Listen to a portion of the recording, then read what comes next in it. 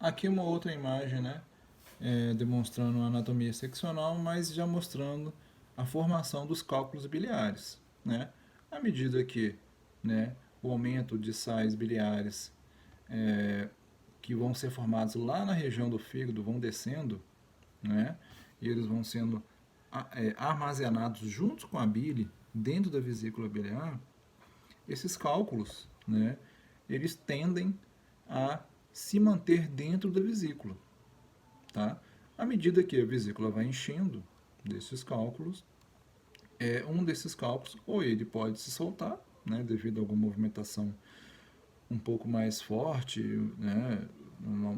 Eu estou deitado, por exemplo, né? E aí internamente essa pedra ela pode, né, entrar aqui dentro do ducto e descer pelo ducto biliar comum, tá?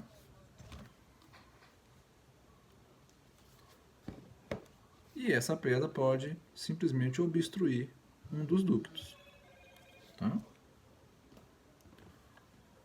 Logicamente, dependendo da quantidade de cálculo biliar, essa vesícula tem que ser estripada. Ela sendo estripada,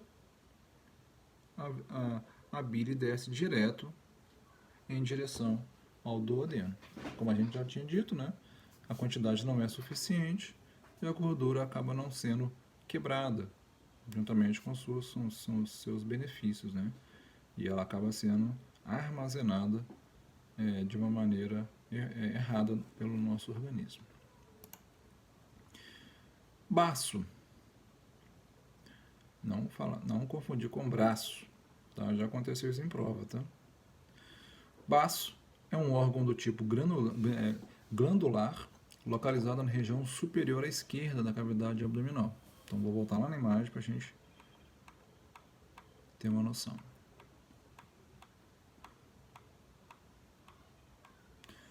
Então tá aqui, ó. O baço está na porção esquerda, tá, da região abdominal, tá? Tá logo abaixo do lobo esquerdo do fígado, atrás do estômago e atrás do pâncreas, tá bom? Ele é o último órgão lá atrás, tá bom? Ele é o último órgão, ele é o órgão mais posterior. Então eu tenho o fígado, o estômago, o pâncreas, depois o baço.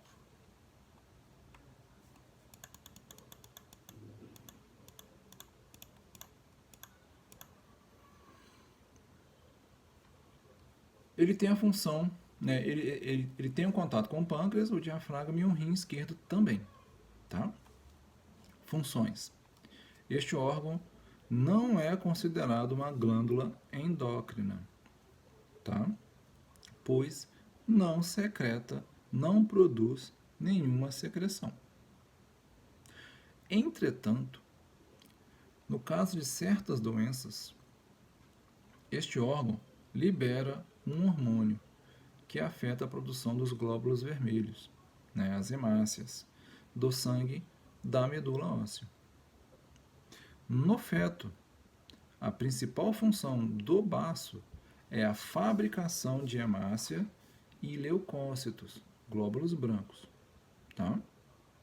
Então ele faz essa substituição, né, pelo fato do tecido ósseo do feto ser quase que inexistente, né, ser muito ainda não ter a função, não ter essa função, quem desempenha essa função é o baço no lugar dos ossos. Quando o indivíduo, né, ele atinge a idade adulta, quem vai fazer essa função é a medula óssea. Após o nascimento, essa função é interrompida. Porém, essa função pode ser reiniciada posteriormente caso apareça alguma doença que desabilite a função da medula óssea. Por exemplo, câncer. Tá? O baço possui função de defesa. Ele fica fagocitando micro-organismos que penetram na corrente sanguínea. Fagocitando significa ingerir ou englobar partículas ou células. No sentido mais lato, significa também canibalizar. Tá? Ele vai envolver, tá bom? Então, os micro-organismos vão envolver as células sanguíneas. O baço também é produtor de anticorpos, respondendo prontamente aos antígenos trazidos pelo sangue. Remoção do baço. Apesar de ser um órgão extremamente importante, o baço pode ser removido sem grandes prejuízos ao organismo, pois outros órgãos passam a assumir as suas atividades. Dentro do baço, né, falando anatomicamente agora, a gente vai encontrar a polpa branca, né, que é formada por tecido linfóide, e é onde os linfócitos são produzidos e armazenados. E também a gente vai encontrar a polpa vermelha, que é responsável pela destruição dessas hemácias, né? As hemácias idosas, aquelas que não serão mais usadas. Ele também armazena células de defesa e vai liberando elas quando for necessário. Os macrófagos fagocitam os micro-organismos da circulação. Os glóbulos vermelhos conferem cor características. Então, a polpa vermelha ela tem, né, a cor avermelhada por causa dos glóbulos vermelhos. A polpa vermelha pode armazenar até 200 ml de sangue contido nos seios nervosos, o que pode compensar, por exemplo, a perda de sangue por causa de uma hemorragia. Tá? Então, no caso de uma hemorragia um pouco mais contundente, né, essa polpa vermelha ela libera esse sangue que está contido nesses seios venosos, fazendo com que o sangue, né, que a circulação sanguínea não seja prejudicada, principalmente a circulação sanguínea cerebral. Então tá aqui, né, só uma imagem da anatomia do baço, tá? Então tem aqui a polpa branca e a polpa vermelha, que tá vendo que é o maior tecido que tem dentro do baço.